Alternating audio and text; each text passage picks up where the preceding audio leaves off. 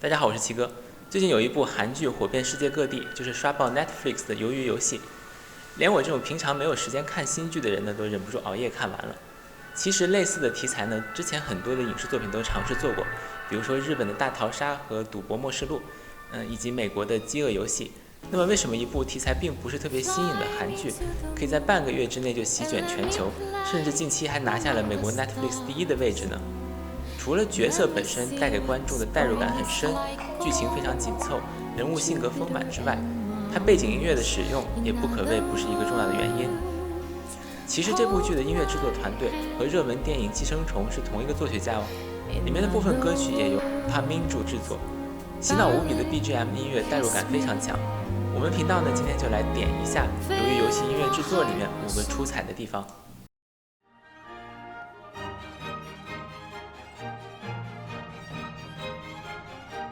第一点，音乐氛围反用，来自海顿的小号协奏曲。并不是所有的古典音乐都是像《肖申克的救赎》里面那样，作为希望和净化心灵的象征。其实，在现代影视作品中，更多的时候，古典音乐甚至被用作罪恶和反派的专属音乐。比如说，《沉默的羔羊》中，汉尼拔教授在杀人的时候播放的却是巴赫最伟大的作品《哥德堡变奏曲》。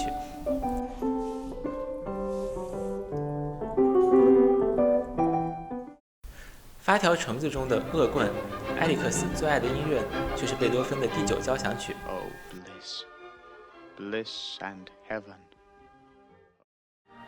在鱿鱼游戏中呢，将玩家从睡梦中叫醒的这段充满希望和活力的音乐，其实来自于海顿的降 E 大调小号协奏曲。联想到后面的恐怖和红衣人场景的肃杀，这段音乐其实是一种反衬。那么为什么现代电影这么喜欢反着用古典音乐呢？这背后的原因很复杂，但是基本上可以归为3点：一是用纯粹的音乐来衬托纯粹的恶，将音乐和善恶彻底剥离开来，是一种纯粹的暴力美学；第二呢，是将古典音乐的严谨与崇高和反社会行为的疯狂和破坏形成强烈的对比，这样更能够触发人们敏感的神经。举个例子，就像周星驰的喜剧中，在紧张的气氛中忽然安插一段广告的桥段，虽然非常违和，但是能够产生一种带着讽刺的独特审美。第3个原因呢，是在古典音乐逐渐被民众所抛弃的今天，它更多的成了一种象征阶级分化的符号。在反派出场的时候播放古典音乐，体现的是一种居高临下的姿态，仿佛欣赏自己的犯罪杰作。这一点在鱿鱼游戏的最后也有体现。这场游戏的几位贵宾在一起观摩杀人游戏的同时，还讨论各种心理学和文化知识，甚至还有人用中文吟了几句诗。好雨知时节。It sounds so romantic. What's it mean? Good rain knows the best time to fall. 这进一步暗示了，在阶级固化的社会中，下层民众只是被上层所奴役，被社会机器牢牢捆绑住的韭菜。人们的善恶和受教育程度并没有什么直接的关系。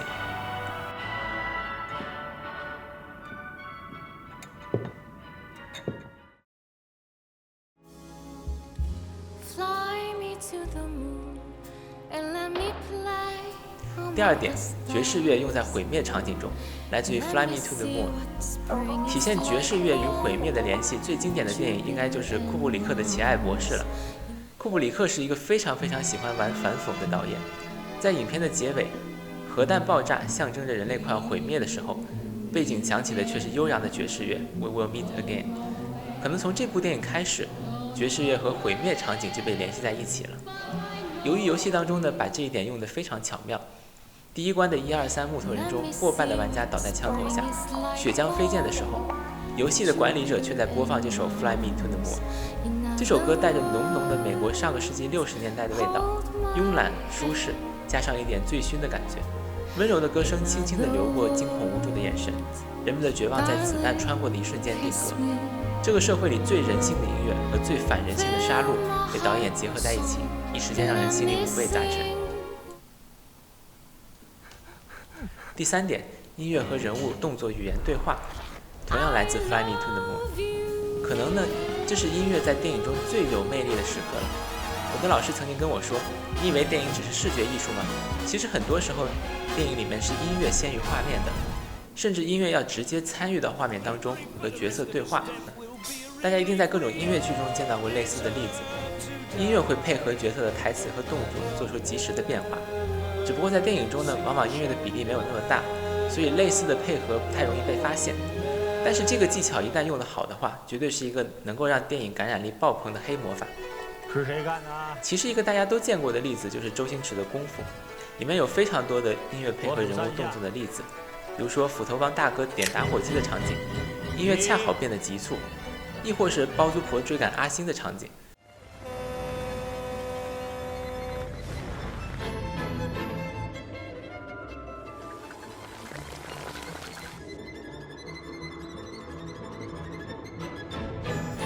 配合着萨拉萨蒂的《流浪者之歌》，简直就像量身定制的一样。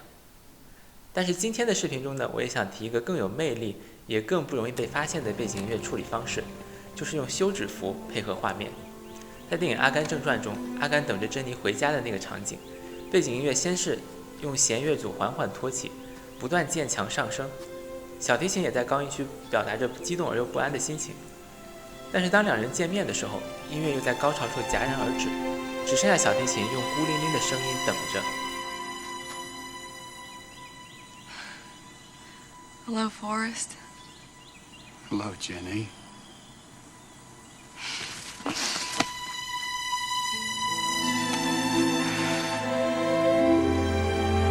当阿甘真的知道珍妮回来之后，低音重新响起，尘埃落定，音乐继续，这下大家可以放心的哭了。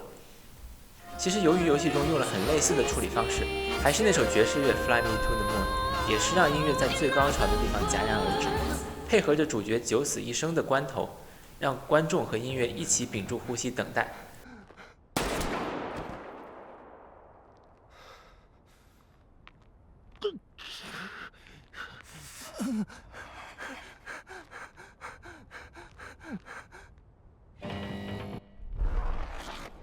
在尘埃落定之后呢，音乐继续，大家的心情跟着音乐和镜头都坐了一遍过山车，是不是对你看到的一切更有代入感了呢？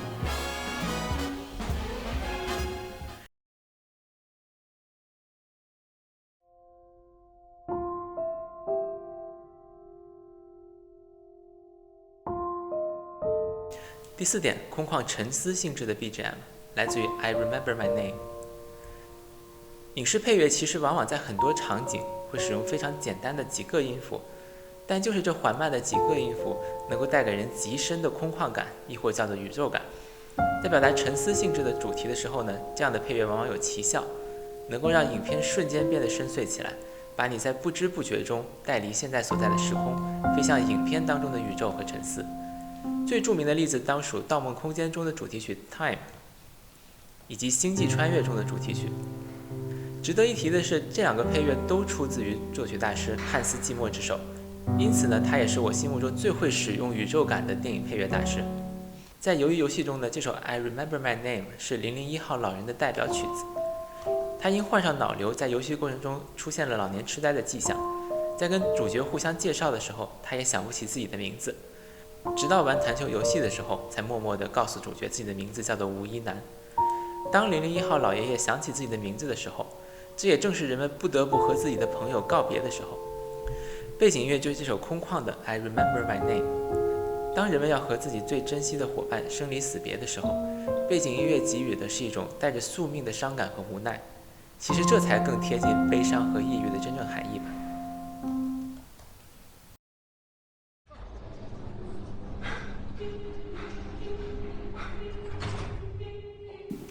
第五点，不安的节奏和不和谐音程，来自于 Pink Soldiers。由于游戏中的这首 Pink Soldiers 可谓是想忘都忘不了。影片中红衣人集合的场景用的就是这个配乐，虽然只有短短的30多秒，可是处处都透露着不安和诡异，音符全都集中在高音区，这本身就是一种不安的象征。另外呢，一层层加快的节奏配合着不太和谐的小2度，观众听到就知道没有什么好事会发生。如果是武侠剧里的大侠听到的话，就知道自己的死期将至。类似这样的配乐呢，其实往往在惊悚和恐怖电影中非常常见，比如说《月光光心慌慌》里的配乐，或者《驱魔人》里的配乐。